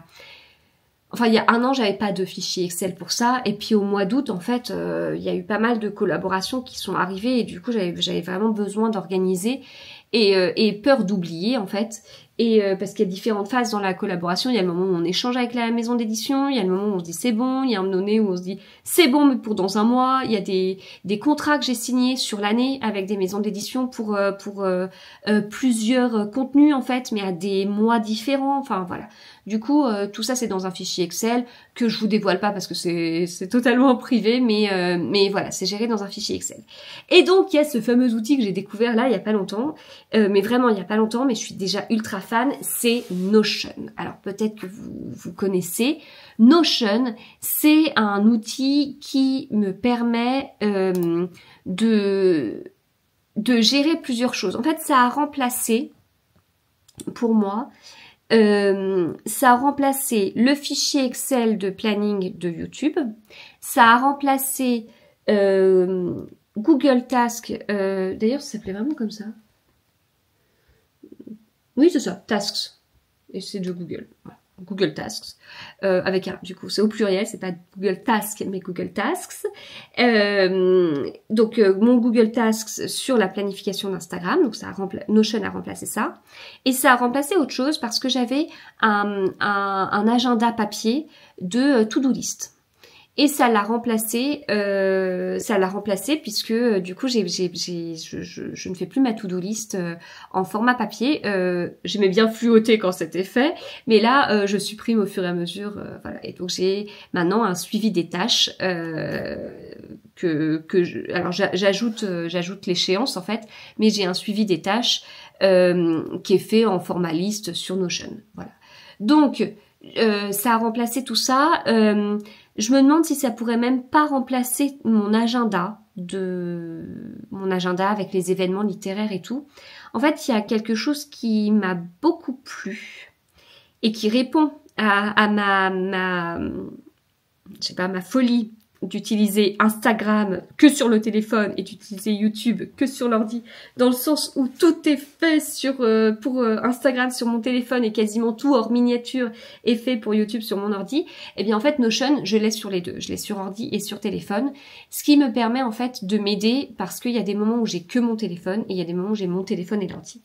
Et donc ça m'aide en fait. Et en fait j'aime bien utiliser Notion sur ordi et sur téléphone parce que du coup c'est plus grand, c'est plus agréable je trouve. Mais j'ai quand même mis pas mal de choses en place sur Notion sur mon téléphone. J'ai personnalisé et tout, mais j'ai été plus loin sur ordi.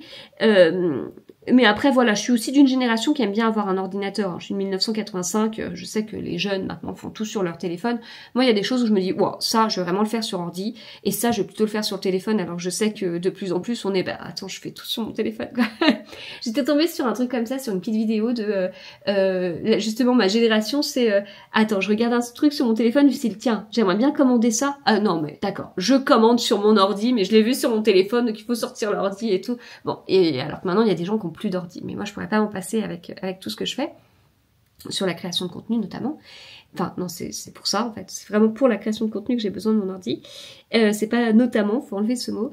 Et donc le fait d'avoir Notion comme ça sur ordi et sur mobile, ça m'aide bien. Mes calendriers, mon planning, enfin mon agenda pardon d'événements littéraires et autres choses que je peux avoir dans ma vie de façon plus privée, c'est quelque chose au format papier. C'est sympa. C'est sympa le format papier, sauf que je suis pas toujours à la maison et que des fois je reçois des invitations et je me dis attends, j'ai quoi ce jour-là? Donc si je suis pas à la maison et que mon mari est là, je dis attends, tu peux sortir mon agenda et me dire ce que j'ai ce jour-là? Et franchement c'est nul en fait. Donc je me demande si, comme Notion je viens de le découvrir et que je l'étoffe de plus en plus, je me demande si je vais pas ajouter ça en plus. Voilà. Donc c'est vrai que cet outil, à peine je l'ai découvert que j'ai trouvé plein d'utilisations. Donc ça a remplacé un agenda sur mon téléphone, un agenda en format Excel et un agenda en format papier où j'avais ma to-do list. J'ai les plannings de publication sur Instagram et YouTube, je les ai vraiment étoffés pour mettre l'état dans lequel est ma publication. L'état, ça fait un peu... c'est ça de c'est propre. Non mais c'est dans le sens, il y a un moment donné, j'ai fini un livre, d'accord, donc je l'ai fini, va falloir planifier la vie lecture. Où est-ce que j'en suis? Est-ce que je dois faire la photo? Est-ce que la photo est faite et je dois rédiger mon avis? Est-ce que la photo est faite, l'avis est rédigé, mais le post Instagram n'est pas préparé?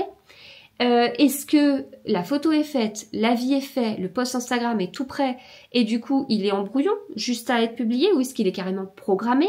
Est-ce qu'il est même déjà publié? Enfin voilà. Et du coup, j'ai pu mettre tous ces états-là. Et ça m'aide beaucoup en fait dans mon organisation. J'ai fouillé aussi pour mettre dans Notion pour que l'état apparaisse en fait dans Notion. Donc ça, ouais, ça m'aide en fait ça m'aide pour pouvoir, eh bien, comment ça m'aide pour savoir où est-ce que j'en suis et ça me fait en plus une to-do list. En plus de la to-do list que j'ai réellement, ça me permet de me dire bon, alors j'ai des photos à faire et ben voilà, je prends tous les livres où c'est écrit photos à faire. Voilà. J'ai passé un peu de temps à personnaliser pour que justement cet état apparaisse dans le calendrier, pour que le calendrier soit très chouette. Il y a un truc que j'ai pas trouvé, c'est que des fois je me dis tiens, je vais publier ça, je vais publier ce jour qu'à 18h30. Puis après je me dis ou à 18h. Puis après, je me dis, ouais, c'est bien, mais en fait, j'aurais bien voulu publier aussi le matin. Et j'ajoute un truc une tâche, enfin, du coup, qui correspond à un post que je publierai le matin. Bah, j'ai pas réussi à trouver comment mettre le post du matin au-dessus, en fait. Enfin, en fait, la dernière tâche que je crée, elle se met en dessous. En fait, c'est comme si c'était classé par ordre de création. Et je n'arrive pas à mettre par ordre de parution ou mettre l'ordre que je veux. Donc ça, faut que je cherche encore dans Notion. Mais du coup, j'ai trouvé l'outil tellement bien que j'ai même ajouté un petit truc à lire en priorité. Donc je vous avais dit pourtant que je me faisais des petites palles virtuelles et tout, mais là ces derniers temps, j'avais pas. Alors j'étais pas avec mes livres en fait, mais j'avais mon ordi, mais j'avais pas mes livres à côté. Et j'ai fait ça juste parce que j'avais un petit stress à ce moment-là et c'était une charge mentale en moins. J'ai aussi mis un truc d'idées de contenu parce que des fois j'ai des idées et je me dis ça peut être pas mal. Enfin notamment dans idées de contenu j'en ai un et j'hésite à le faire. J'hésite à le faire parce que sur Instagram il n'y a pas que des gens bienveillants. Ah je ne vous apprends rien, mais il n'y a pas que des gens bienveillants. Je suis pas sûre de réussir à le tourner pour que ce ne soit pas... Enfin bon, de toute façon, il y a des gens qui s'amusent à prendre mon contenu pour le tourner en ridicule. Ça, c'est sûr que je fasse n'importe quoi. Donc ces gens-là, je n'y pense même pas parce que ça changerait rien du tout. Mais je veux être sûre que ce soit globalement bien pris et bien compris parce que ce serait un post humoristique, mais quand même avec des informations... des informations à partager parce que moi je pourrais pas faire un post humoristique pour l'humour, point. Il faut qu'il y ait autre chose derrière, sinon ça me paraîtrait trop vide. Donc il y a un truc derrière, mais en fait à la base il y a vraiment un truc, mais je le tourne en version humoristique et je me dis est-ce que la plupart des gens comprendront l'humour? J'avais fait un truc comme ça sur TikTok, hein. Alors c'était pas ça parce qu'il y avait moins d'infos, mais c'était un truc sur le moment en fait où je venais de finir un livre et franchement c'était un polar, j'avais imaginé je ne sais combien de personnes coupables et du coup à la fin je me dis bah forcément j'avais deviné quoi, enfin parce que j'avais imaginé quasiment tous les personnages donc forcément j'avais deviné mais c'était en mode humour et en fait c'était l'idée derrière, mais j'avais pas tourné tout à fait comme ça parce qu'en réalité, j'avais quand même des personnes en réalité, la personne qui a été coupable était même pas dans ma shortlist. Enfin, bon, du coup, j'avais tenté de faire un truc comme ça. J'avais tenté de mettre, forcément, j'avais deviné, mais en fait, pas vraiment. Enfin, voilà. Et ça a pas été bien pris par tout le monde. Il y a des gens qui m'ont dit, ah bah mince, le livre est trop prévisible, du coup, il m'attire pas. Et c'était pas du tout ce que je voulais faire. Donc, je l'ai mal fait. Voilà, je l'ai mal fait. Donc là, j'ai une idée de contenu. Et la question, c'est comment bien le faire pour que ce soit compris. Voilà. Mais il faut vraiment que le post soit compréhensible par la plupart et qu'on comprenne l'humour qu'il y a derrière. Et c'est à moi de travailler dessus. Donc là, cette idée, je l'ai posée là. Parce que derrière, il y a 5 trucs à lister. Je les ai déjà listés et tout. Faut que je le retravaille. Donc dedans, ça va être des choses comme ça. Parce que sinon, si j'ai une idée de contenu, bah, elle va très vite dans le calendrier Instagram. Mais là, j'ai eu besoin de contenu peut-être... à bien tourner. Voilà. Et après, qu'est-ce que j'ai mis d'autre? J'ai mis un truc qui s'appelle En route vers mon rêve. Alors ça, c'est parce que donc je vais bientôt changer de vie et je me suis dit chaque jour, je dois faire quelque chose qui me fait faire un mini pas vers le changement de vie. Alors ça peut être vraiment tout petit ou ça peut être plus conséquent. Alors je vous dirai pas complètement ce à quoi je pense, etc. parce que je vous ai pas annoncé quel était mon changement de vie. Mais en tout cas, dans ce fichier-là, dans ce truc-là, c'est ce que je mets en fait. Chaque jour, il doit y avoir un mini pas, un mini truc en lien avec ce changement de vie.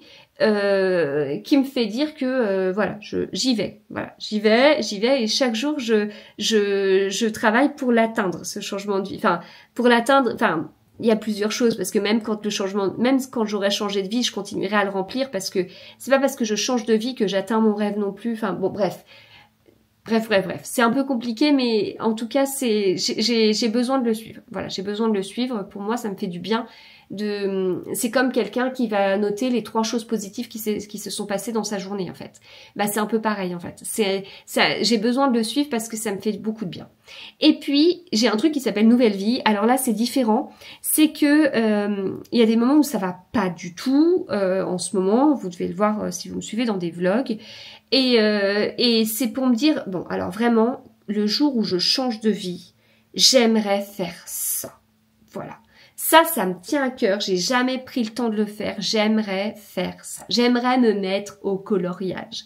Quand je changerai de vie, il y a un truc qui me tient vraiment à cœur. C'est au niveau de mon nombre de livres lus dans l'année. Il y a vraiment quelque chose qui me tient à cœur aussi, que j'aimerais, mais il n'y a pas d'urgence. J'aimerais en profiter pour aller à tel endroit, dans tel musée notamment, à un moment, enfin, à certains moments particuliers. Enfin bref. Bon, je vais pas tout vous dévoiler, c'est très personnel, mais c'est des petites choses que je dépose en me disant, voilà, allez, tiens bon, ça va pas, mais quand tu changeras de vie, tu t'autoriseras ça. Allez, tiens bon, ça va le faire. Et après, imagine-toi, projette-toi, qu'est-ce que tu as envie? Tiens, là j'étais en train de me dire, tiens, je m'instaurerais bien un midi par semaine à aller prendre une pizza à emporter. Voilà, c'est des choses que je m'autorisais pas. Ça veut pas dire que ça n'a jamais été possible dans cette vie-là, quoique, je veux dire, dans ma vie actuelle, j'ai quand même cumulé énormément de choses et je vois même pas quand est-ce que j'aurais pu faire un truc pareil. Enfin, si je me le suis autorisé un midi où ça allait pas du tout. Mais sinon, mes pauses déj, elles sont vraiment trop chargées, quoi. Donc là, je me dis, allez, tu t'autoriseras une fois par semaine dans ta nouvelle vie de prendre un peu plus le temps et le midi, au lieu de manger en faisant 50 trucs, eh bien, tu sortiras 3 secondes et tu iras chercher une pizza à emporter.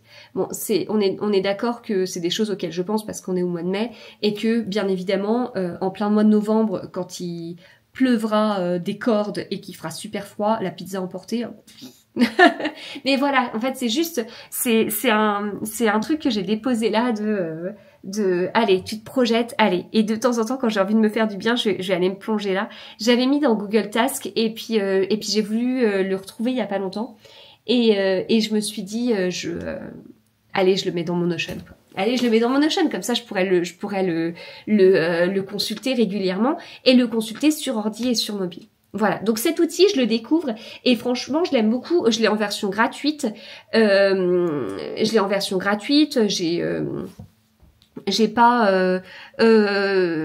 fouillé, j'ai pas regardé de tuto, alors il y a une version payante, je crois. Pour l'instant, franchement, je suis bien à l'aise dans ça. Il y a juste cette histoire, comme je vous dis, dans mon calendrier, j'aimerais pouvoir déplacer les tâches quand je les veux. Quand je dois publier 2 choses dans la journée, j'aimerais que ce soit dans l'ordre que je veux et de publication en l'occurrence, et pas que ce soit dans un ordre de création parce que je trouve ça nul. Mais je suis sûre que ça doit exister.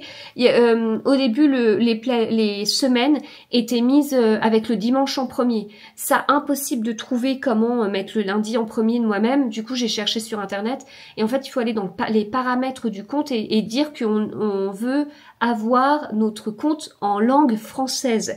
Mais dans les paramètres du compte, et c'était pas du tout, je cherchais parce que moi je cherchais plutôt dans les paramètres des calendriers. Et donc c'est bon, j'ai pu mettre tous mes calendriers qui débutaient au lundi. Voilà, donc là je pense qu'il faudrait que je passe quelques minutes en fait à chercher sur internet comment je pourrais vraiment mettre mes tâches comme je le veux. Donc il y a ce petit truc qui me titille encore, mais voilà, après c'est un outil qui va évoluer. Déjà, bon, moi j'aime bien les nouveaux outils, donc je suis en pleine découverte, donc c'est pour ça que je ramène plein de trucs dedans et tout. tout. Et je me dis, c'est là que je me dis, allez, je vais mettre mes événements dedans, voilà. J'aime vraiment ce côté de multi-device, en fait. On est connecté à notre compte et on l'utilise sur tous nos devices, en mode appli ou voilà, via notre navigateur. Et pour l'instant, je suis bien dedans et je vois vraiment beaucoup d'intérêt à ça, à suivre par la suite. Si vous utilisez Notion, n'hésitez pas à me dire ce que vous en pensez, comment vous l'utilisez de votre côté. Voilà, ça m'intéresse. On arrive à la fin de cette vidéo, je pense que je vous ai tout dit. Si c'est pas le cas, si j'ai oublié des choses, dites-le moi en commentaire, n'hésitez pas à me poser des questions sur comment je m'organise. Après, je vous ai parlé principalement d'outils, je vous ai pas parlé d'organisation de la journée. Bon, faut savoir que je me réveille et je crée du contenu dès que je me réveille, hein. Je veux dire, je me réveille, j'ouvre un œil et j'ouvre Instagram, j'ouvre 2-3 trucs, j'ouvre Notion, mes publications, je les programme pas toujours, des fois je les publie par moi-même aux environs d'une certaine heure, donc des fois quand je me dis tiens là ça aurait été pas mal de la publier à 7h30, bon bah je le fais quoi, donc j'ouvre Instagram, je publie, donc voilà, il y a des petites choses comme ça, donc je crée du contenu dès que je me réveille. Après, bah ça dépend. Si je travaille, alors si je travaille sur place, je vous avoue que je me réveille très tôt, donc je ne vais pas créer du contenu au moment où je me réveille, mais quand je télétravaille, si je ne travaille pas, genre on est samedi, dimanche, eh bien je vais créer du contenu, puis bah je vais peut-être créer du contenu et rester plus longtemps. Donc là je reste dans mon lit, et je vais peut-être rester plus longtemps dans mon lit et créer beaucoup de contenu. Des fois ça m'arrive d'être encore en pyjama dans mon lit et de monter des vidéos YouTube. Donc dans ces cas-là, je vais chercher mon ordi ou mon mari me l'amène à un moment donné où il monte, et donc il m'amène mon ordi et je vais monter des vidéos sur YouTube, voilà, alors que j'ai pas encore pris ma douche et tout. Voilà, donc je